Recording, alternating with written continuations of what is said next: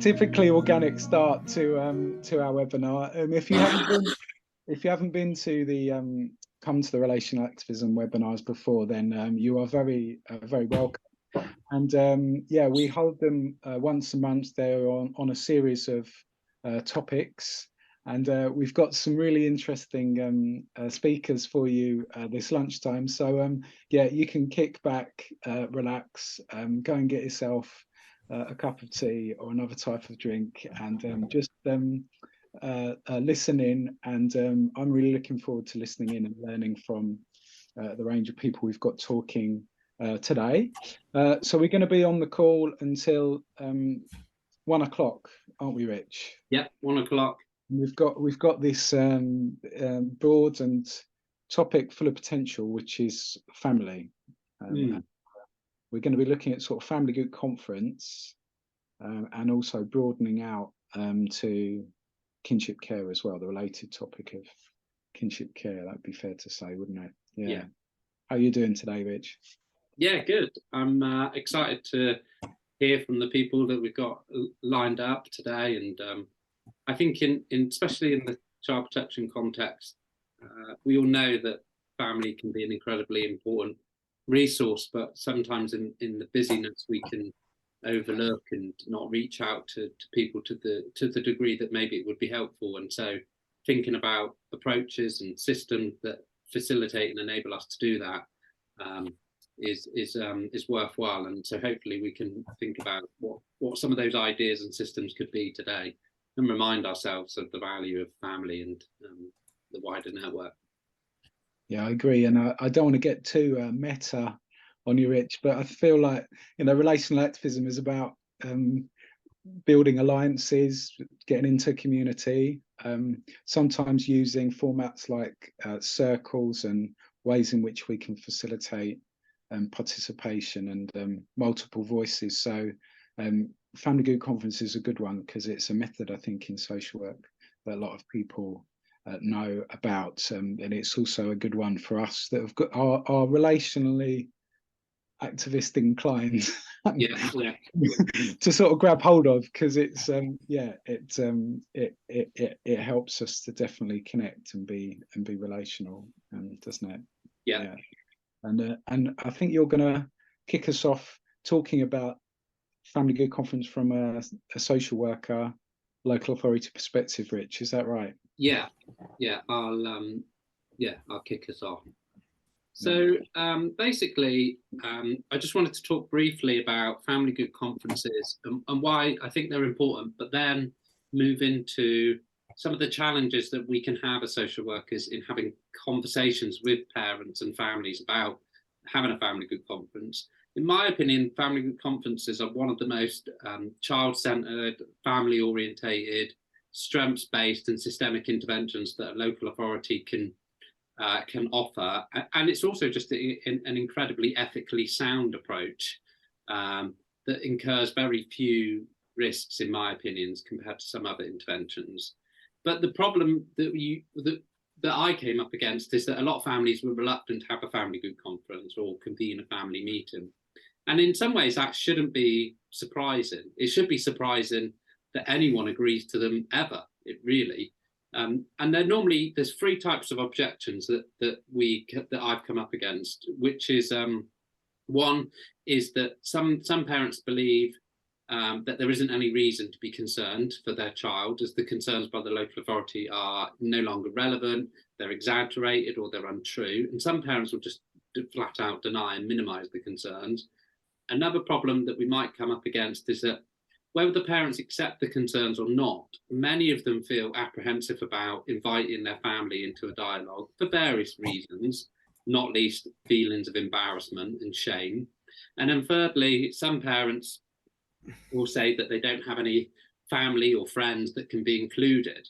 And these legitimate kind of concerns and issues that parents raise are why involving a network usually requires a degree of skillful use of authority and persistence on part of the professionals involved, and what Andrew Tennell refers to as a kind of intersecting measure of coercion, vision, and conversation.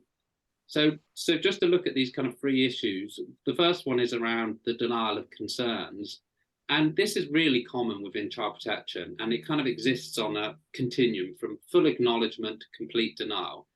And it's worth noting, I would say, that there are many strong and interactional kind of pressures that make denial a compelling response. And attempting to prove a parent incorrect often creates more resistance from them, and so it can be counterproductive. And denial disputes can often take up a lot of professional time and energy and resources.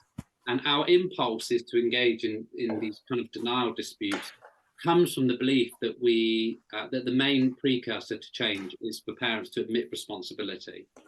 And so there is no doubt that acceptance of a problem is a key factor in a change process. However, it's not always necessary. And sometimes, more often than not, I would say, safety for a child can still be created. So the first step, I think, is to demonstrate a level of empathy and understanding for the parent's position. We don't need to necessarily agree with them, but we can at least take the time to understand their perspective and how they form their views. And that involves being curious, asking clarifying questions, summarising back to the parents.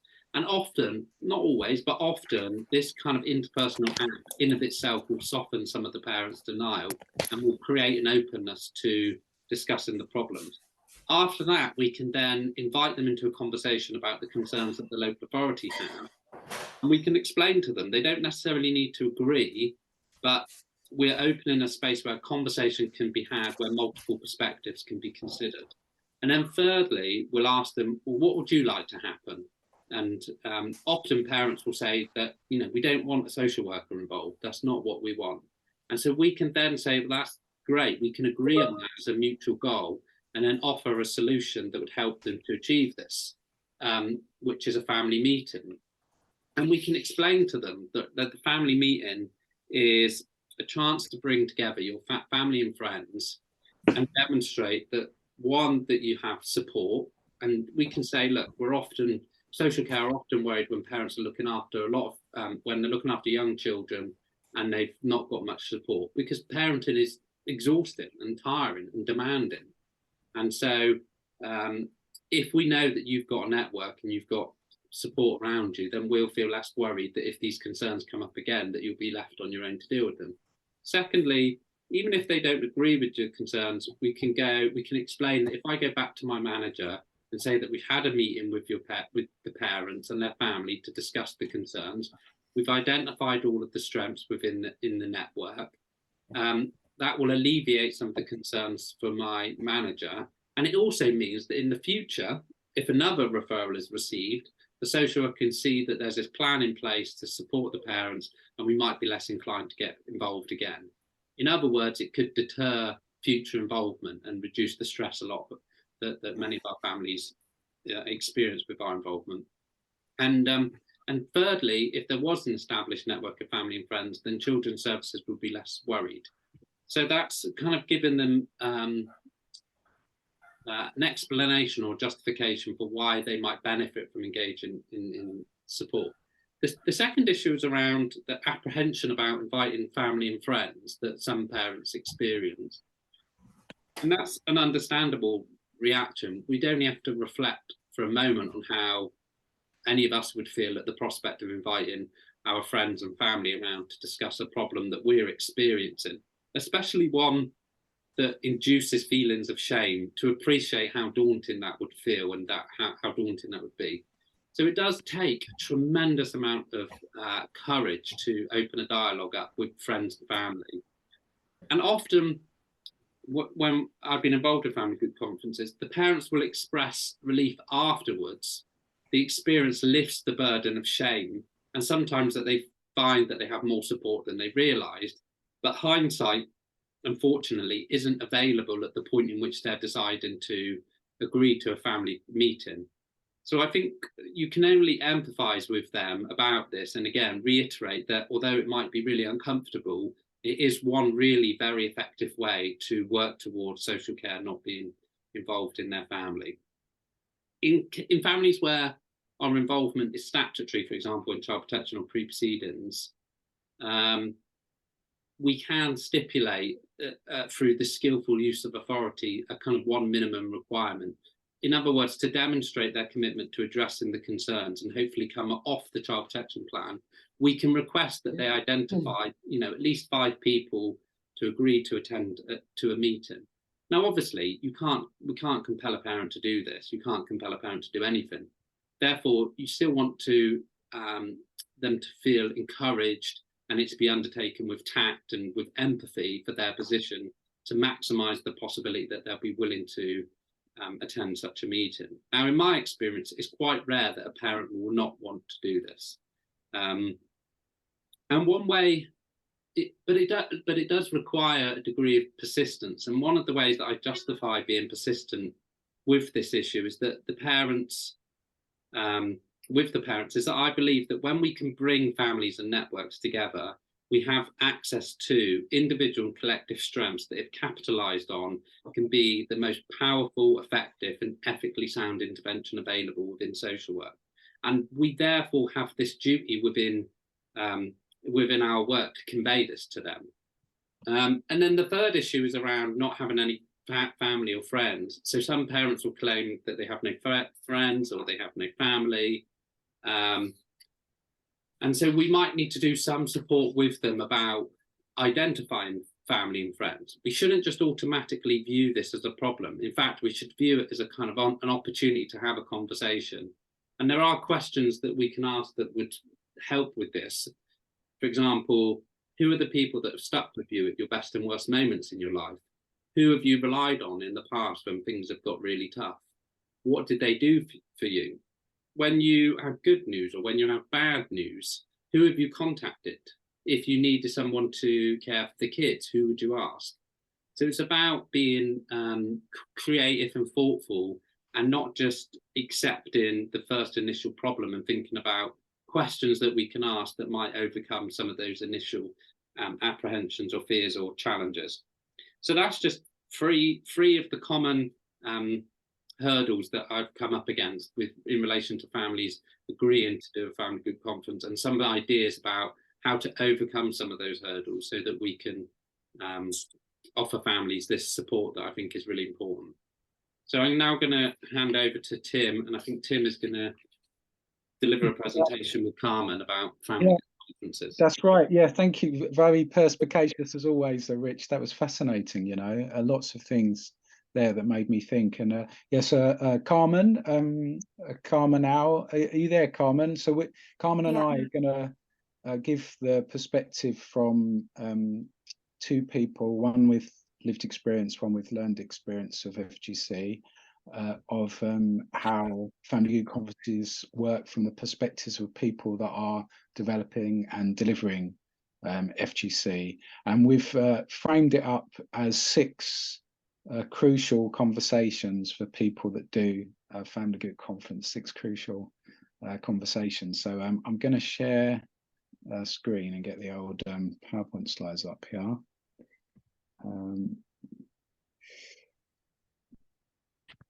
Yeah, can you see that?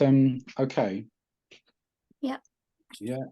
Oh, there you are. All right, Carmen. There you got your Tell Others to Act banner there. That's good. You're on message. Yeah.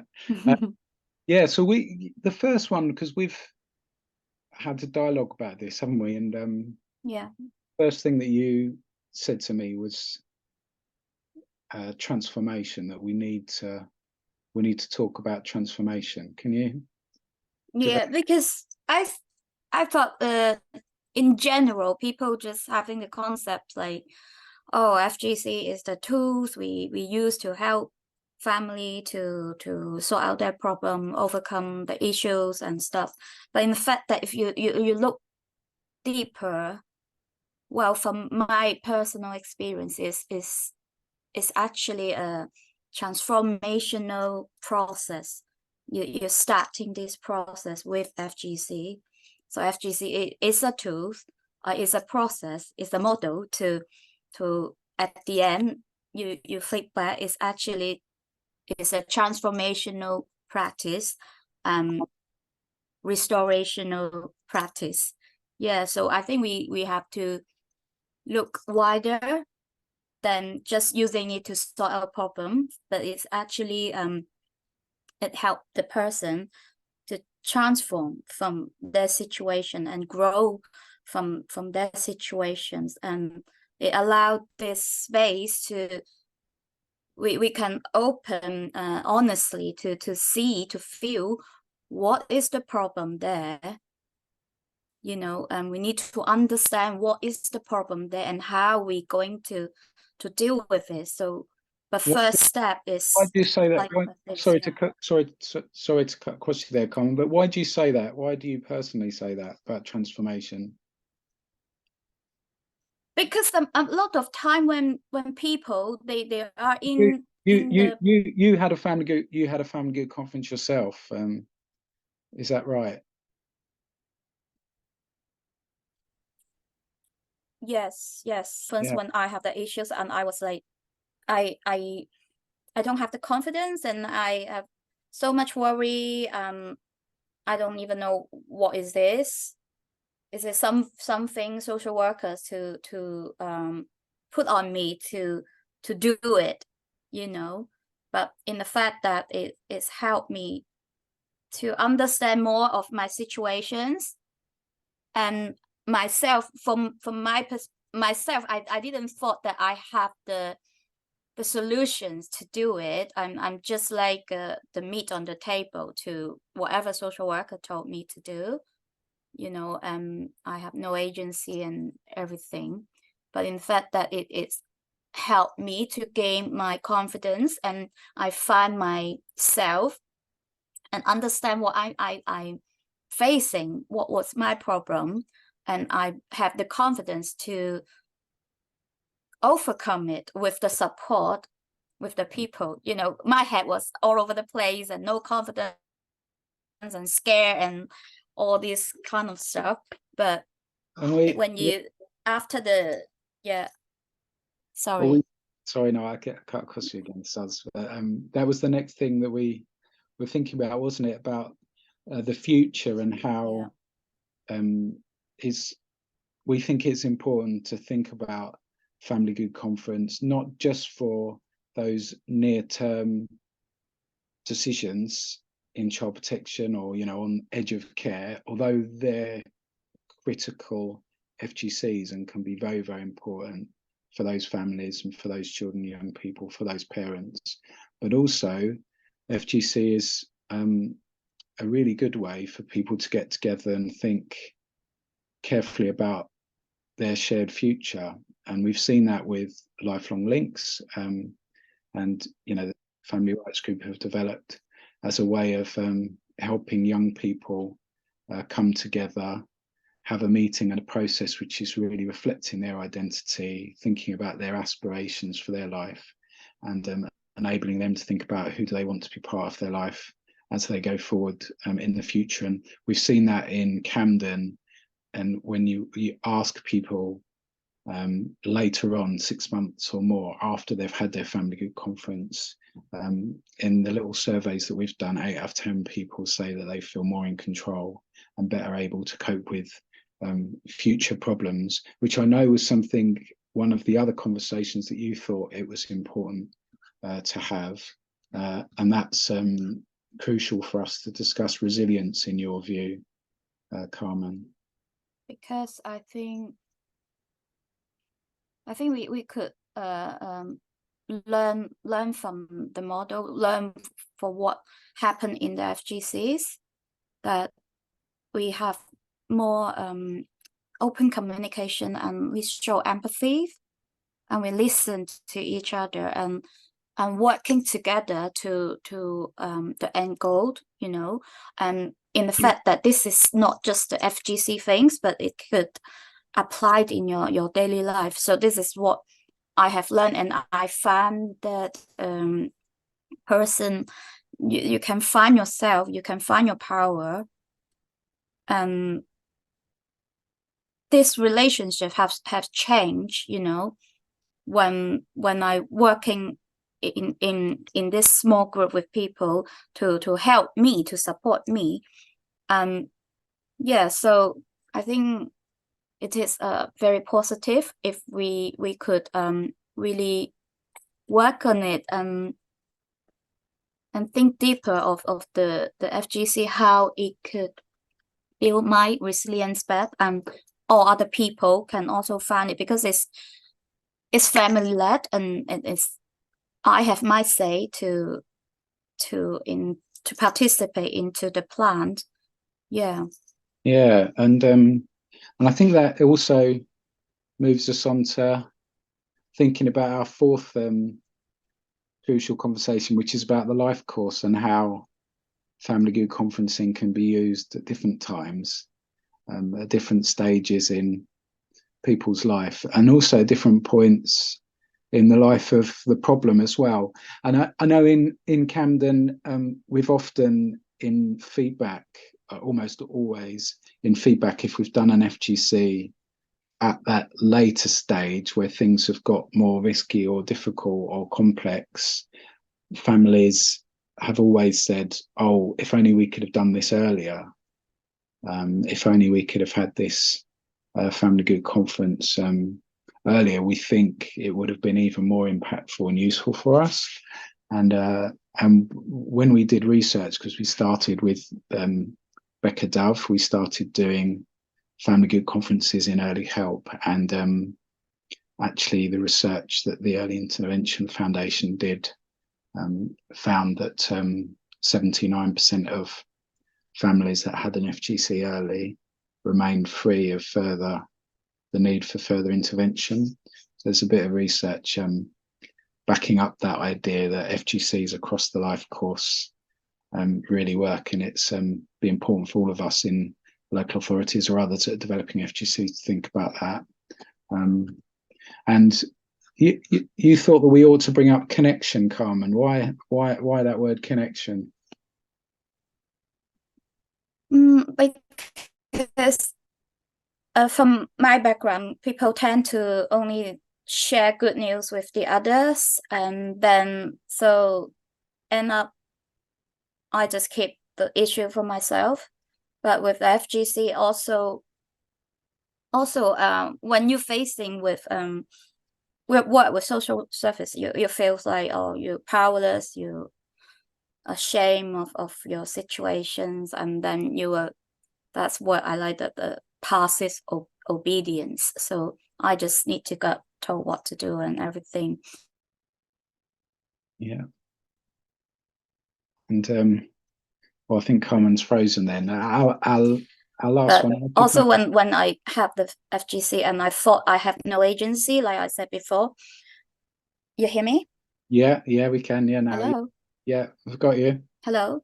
Yeah. Yeah. So I thought I have no agencies, and where can I find the people, because I don't have family around, but in the fact that you think deeper, and there are people, end up I have a group of people attend the FGC, and so there are people are willing to help, but not necessarily your direct family. It could be friends and other people.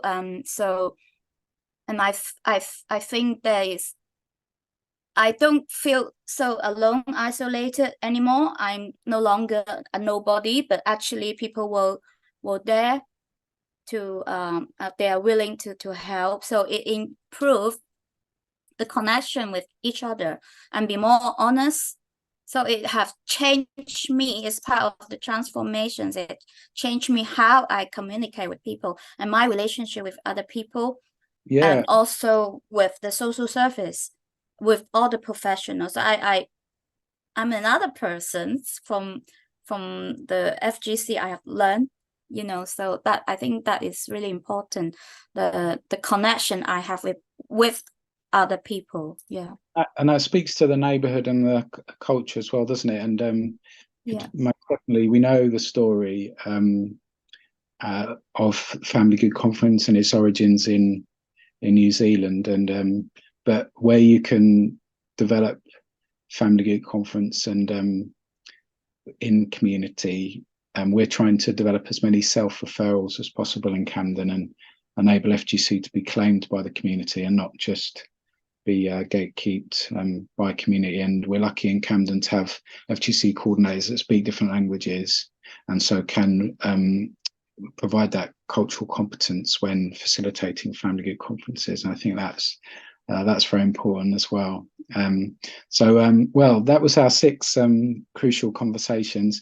We did put it down in a little bit of writing as well. So we'll put that in the chat, and you can access that if you want to find out a bit more. And there's some links and different things in the blog that we wrote there. So yeah, thank you very much, Carmen, as ever, sharing your experience and wisdom. We appreciate it. Let's move now to hear from Martin Perkins. And Martin is he's a relational activist in my book, for absolute certain, and he's an advocate for kinship care, and he's got a real deep knowledge of the policy context around kinship care. Martin, you're a retired social worker and manager, aren't you, in social services, and now in this role as advocate and activist. You're also on the Core and Bath Legal Advisory Group. That's right, isn't it? And the Kinship Care Committee as well. Yeah, so I'll bring up your slides, Martin. Are you able to unmute and? Yeah, no, I'm already here. So magic. Yeah, how are you doing? not bad. I'll say, just to reassure people, there's only about 9 slides, and that's all good. That's all good. Let me. First one. That's number 2. Yeah. How are you doing today? Thanks for being with us. No, it's good. And say maybe just a bit of context for everyone in the meeting is that I reached out to Tim following an earlier webinar in this series in terms of what it says there, the Kinship Advocacy Project, and it's based upon the peer-parent advocacy model, which you talked about essentially in November last year. Yeah. In another webinar. So I'm thinking, well, surely we could, it isn't too much of a jump or a leap to go to. So Tim and I have had a number of conversations on Teams, and I provided Tim with some fairly large mind maps, which we're unable to share with you today because they quite simply will not fit on the screen. Yeah. And those are more scoping exercises, which we're going to be hopefully sharing with and working with a group of special guardians within Camden. But obviously, we've called it this project because obviously this can relate to any local authority, certainly in England and in Wales. So that's. Shall I move you through to the first one? So we've got and that's and that I think sort of describes itself. It's number 3, which is right now. This for this I do have a script, so I'm just going to read through that because obviously what you got on screen sort of this is the short-term version. It says in England, kinship is used as an umbrella term for 4 different legal statuses, and there's a diagram later on in this presentation to sort of show that. The project, the Kinship Advocacy Project, will initially build upon the lived experiences of special guardians where the child is living with them under an SGO or special guardianship order. For those who aren't aware, SGOs are permanency orders and are often made at the conclusion of care proceedings. And in England, local authorities, social workers have to adhere to a strict court timetable of 26 weeks from start to finish, or the PLO process for those of you who are involved in that. Where this appears generous, and I'm using it in a sort of a term there, with 6 months to conclude matters, it is the reality is that it is a very tight timetable. The timetable has to embrace the identification and assessment of a family member as a prospective special guardian. This can be a very challenging time for a family member, practically, emotionally, and financially. And for those of you who in the space, such as FRG and Kinship. They are the two better known third sector advocacy agencies for kinship. And I've got an example which is handy because it's from the chair of the all-party parliamentary group for kinship, who is a special guardian and cares for their grandson. And that's the parliamentary debate held on the 14th of September 2023. The chair shared the following of their own experience of becoming a special guardian. He said that kinship care is exceptionally hard. He said he felt he had been picked up and dropped into a legal labyrinth. He said that he wanted an SGO so that he could make decisions on health, education, and passports. He described the long and intrusive assessment of his family, extended family, and also his friends. And he talked about kinship care as having to balance the needs of the child. He added that he and his family had felt isolated and had to rely upon third sector organisations such as FRG and Kinship. He was struck by the lack of legal aid for special guardians, although this has changed from earlier this year, which is still restricted by a means and merit test. And so if you look at FRG's latest briefing about the 6 tests, then they actually describe that. Let's have a look. He noted that kinship care has become a convenient solution for many children who would otherwise be in long-term foster care or adoption. He shared that kinship children have better outcomes than children in foster care and have a stronger sense of identity. And he made a clear statement about the need to make it easier to become a kinship carer. And then in my notes, I put, key to this is the special guardian, the quality of information and support they receive across the period of assessment and post-order. Having an advocate dedicated to kinship care for both children and their carers is crucial in providing the stability and security required to prevent a breakdown and a risk of a child returning to care. And key to the narrative is, and has been over the 15 plus years, is that an SGO is a leaving care status. This is embedded into the culture of the DfE, Ofsted and local authorities, where the assumption stroke narrative was constructed that family placements would require minimal access to the services previously reserved for children in care and adoption. And the next point is about, by 2019, there was evidence from the third sector and research from the Nuffield Foundation that this narrative was clearly wrong. And that's very clearly evident in FRG's statement and Kinship's statement. And Martin, I've got the slide up here about the inequities. So the fact that the different, that is, you've jumped. Yeah, the different legal status. So this is at the nub of it, isn't it? That people that have different support, actually, that financially there's a big financial difference, isn't there? Yeah. Well, yeah, there's the whole issue around. Also, we're losing out of sequence. Yeah. Do you want me to put it back on that slide there? Yeah. Yeah, because we're just coming literally to the end, because I say you've jumped ahead a bit. Okay. And obviously, the sector recognises that children in kinship care have experienced many of the traumas and disadvantages as children in foster care, and yet they and their carers, special guardians, face formidable challenges to obtain support. So we move to the next slide. Right.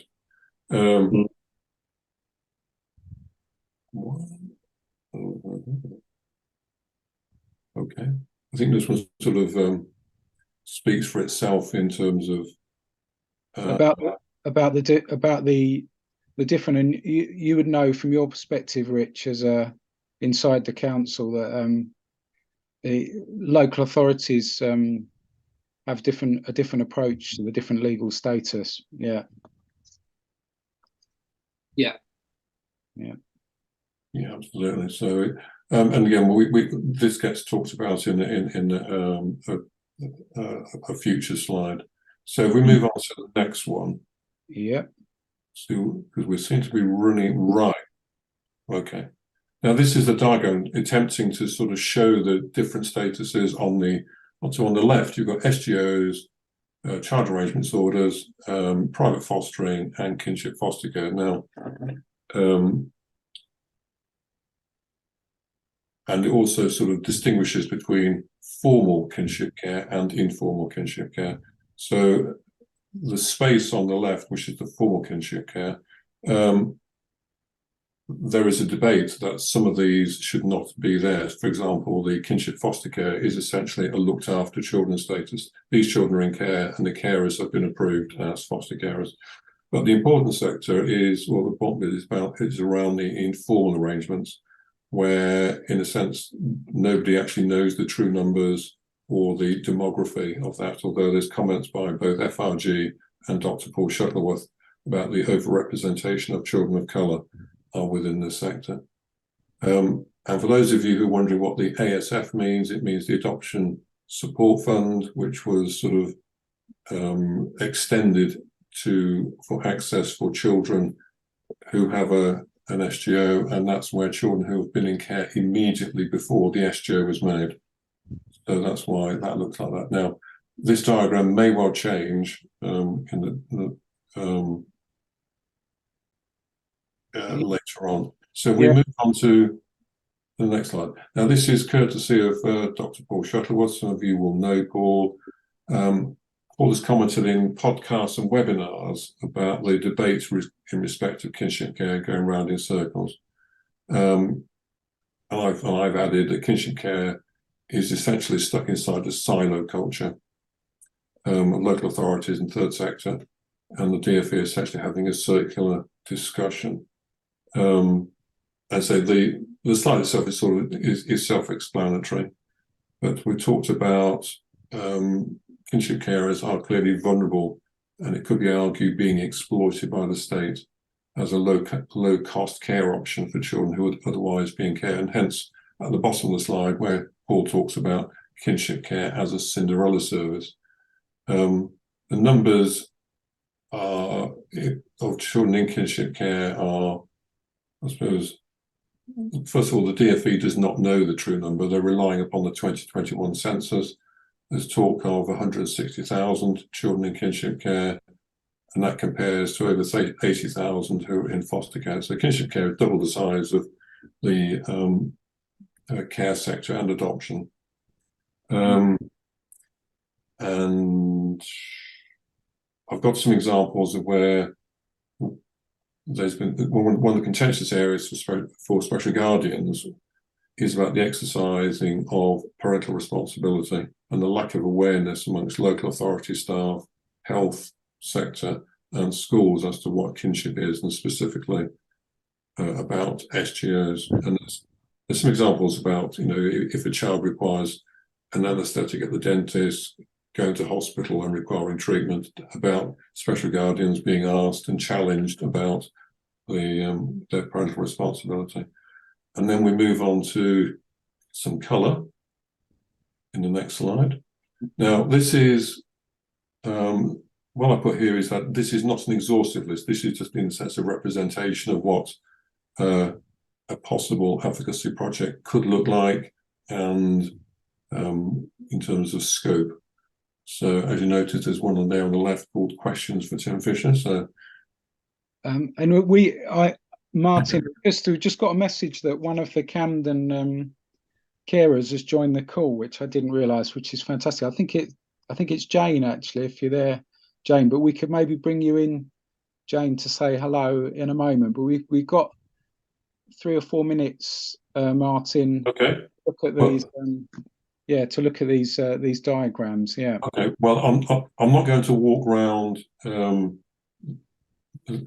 all of this diagram, but just to introduce people to some new ideas if you haven't already heard of them. One of them is the social model of kinship, which is about challenging and educational organisations about the barriers and discrimination used by them to refuse services. We've got Ditch the Narrative, which is basically that kinship is about leaving care.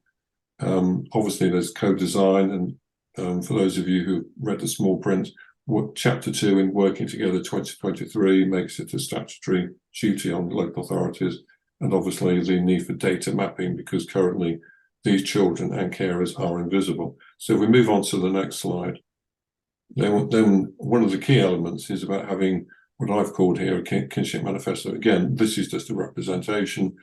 Ideally, when Tim and I sort of go further into the project in Camden, then the special guardians would essentially write this for Camden or whichever local authority would want to use it. But it gives an idea of what could be there in terms of that. So does that sort of that's brilliant. That's brilliant, Martin. I don't know if Jane is there. Are you there, Jane? I think it's Larry, was it, that had that suggested Jane might be there. Hi, yeah, I'm here. Hello, all right. How are you? I'm good, thank you. I'm good. Yeah. All right. So I'm so pleased you joined. That's brilliant. Yeah. Problems earlier, but I got there. That's great. Because we really keep Martin. I think we're on these webinars. We've tried to grapple with the the big topics, and it's a really complex one, isn't it?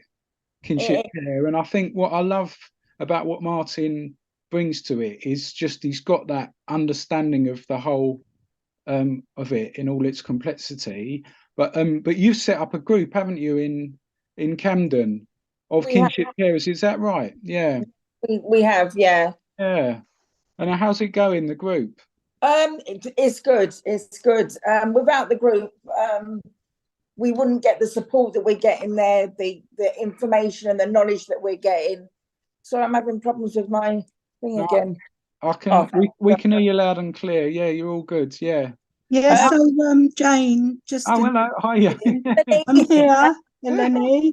How long has the group been going? Well, it's been going for about a year now. So myself, I'm Eleni, and Jason, we run the group once a month. And Jane is one of the members who is a regular, attendee. Yeah. And she's a big advocate of special guardianship as well. So, I'll let Jane say what her experience is. Yeah. It's not for us. It's not just a support group for the support workers to support us, but as kinship carers, we support each other. Yeah. We've got a WhatsApp group that's set up by Jason and Eleni.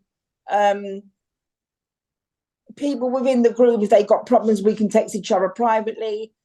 So for that group, it's been going a year, but it's been a godsend to all of us. And at the end of it, we've got Jason and Eleni that are our support workers that are at the end of the phone if we need them. And we do events where we get together. We've just had a bowling event where all the children met up with each other. And it makes the children feel as well when we have these events that they're not on their own. There's a lot of children in the same situation as them. One of my grandchildren, when I first took her in, she wouldn't go out anywhere. It's these sort of groups have actually brought herself out of herself, and she's now just gone to uni, where before she wouldn't even go out the door. Right. Right. Wow. And again, it's the support workers from this kinship group that have helped us get there. Yeah. Well, that's amazing. You know what? I mean, I sent the link, and it's my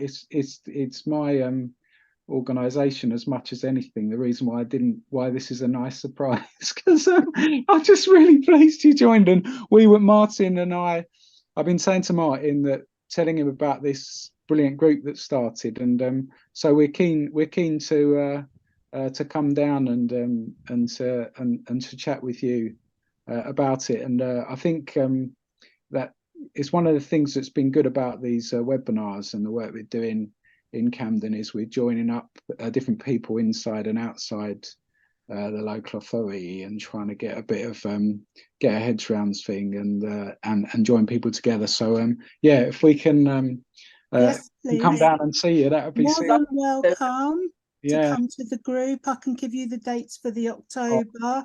But just to let you know, some of the themes that do come up a lot for special guardians are in regards to housing issues.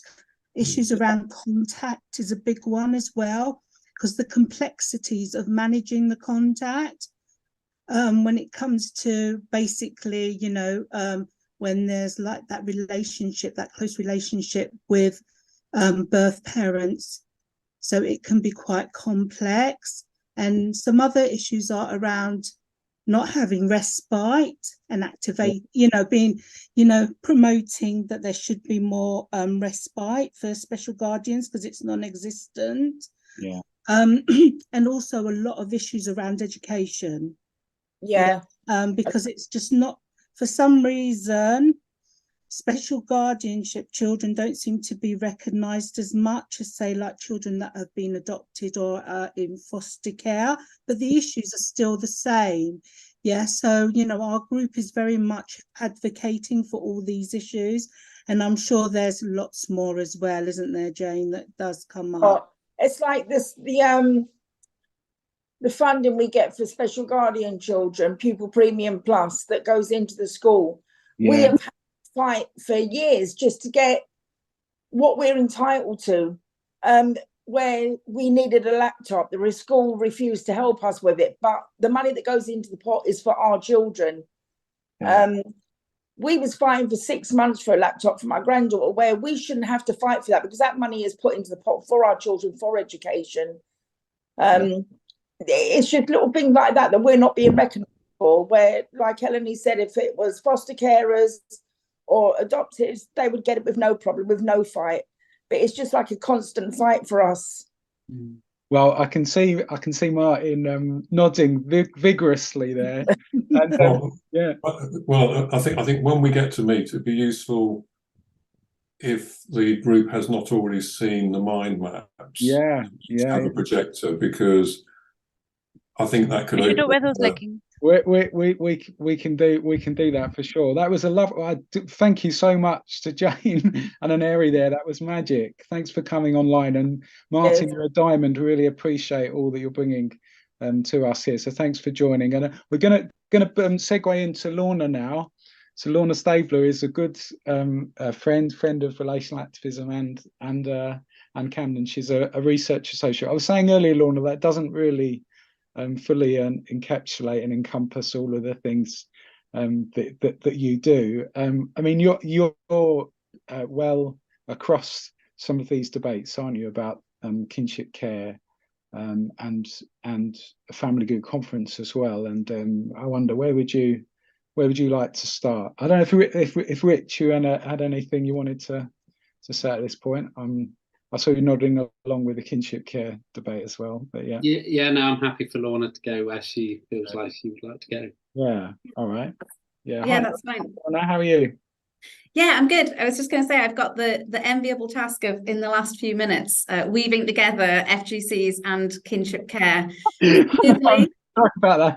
No, but that's okay, because I guess my research area is across both, so that's helpful. So I guess just kind of reflecting on what people have been talking about, and what I think Martin has really helpfully kind of signposted us towards, is that there is a big push now within policy to use kinship care more, and I think some of us who are somewhat critical can see that push is there, not necessarily always because it's the best thing for the child, but because it can be the cheapest. I think Martin said the convenient solution. And so the research and the work that I do is around, well, how can you be supporting children to stay within their kind of families and their networks, where it's the most appropriate thing to do, and how do you actually put in the right support to do that safely, and so that children have exactly the same kind of chances in life as any other children. So some of the things that Eleni and Jane were talking about there around not being able to access supported schools, not being able to get referrals for assessments, kind of comes up all over. It's not just in Camden. I had a consultation group with special guardians in Wales this morning, and exactly the same themes kind of came up, and that's under a different government, a different area of the UK. So there is this push to keep children within their family network, and there is this focus on, family. technically. But when we see statutory social work practice, particularly kind of child protection social work, family tends to still mean a child and a parent, or a child and two parents, but quite often a child and a mother, you know, potentially siblings. But again, you know, sibling voices aren't always well heard either. And one of the things that family group conferencing has, I think, has the opportunity to do is challenge statutory child and family social work to think differently about what family is. And actually, you know, if you say you're a child and family social worker, that doesn't mean you're a parent and child social worker. You know, that means that you're recognizing that a child is a part of a network, part of a community. Therefore, if you're going to work with a child, you know, to support that child to get positive outcomes, you know, to live the life they want to live, it should be, you know, an obligation for you to be thinking about who are the important people in that child's life, and who is that child kind of embedded with, you know, within, and who is kind of part of their network. At the minute, you know, arguably, you know, some of the processes where meetings are held within children's social care, when they think about sources of safety for the child and kind of resources for the child, what they mean is professionals and agencies. You know, so there are meetings that are held that are about kind of the child's network, but quite often they are the child's network as in the person from the school, the person from the mental health team, but not necessarily, you know, that child's best friend's mum, who's the one who picks them up from school, you know, 3 times a week, and, you know, is who they would pick up the phone, you know, to ask for help if they needed it.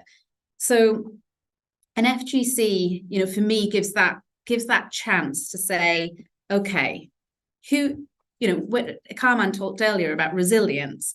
And actually, if we're thinking about resilience, I like to think of it not as individual resilience, but actually what is the resilience of this network to kind of meet the needs of this child, meet the needs of this family. And actually quite often, you know, even the families that say, you know, a parent might say they've got no one, you actually see that, well, if something goes wrong, you do have people there. You have people you can reach out to, but sometimes people need a little bit of help to do that work of reaching out, because it is, like so many of the comments in the chat, you know, it can be difficult. We live in a society that's quite individualistic. So asking for help, telling people about what's going on is not something that is often championed, and there's not many routes to that. So when I speak with kinship carers, quite often what I hear is that if only they'd known sooner, if only someone had said, you know, that this family was struggling, that this child was going through this, they could have put in support then, you know, not right at the end when a social worker is saying, okay, where's this child going to live now? Because this situation's got so bad that they can't live with their parents.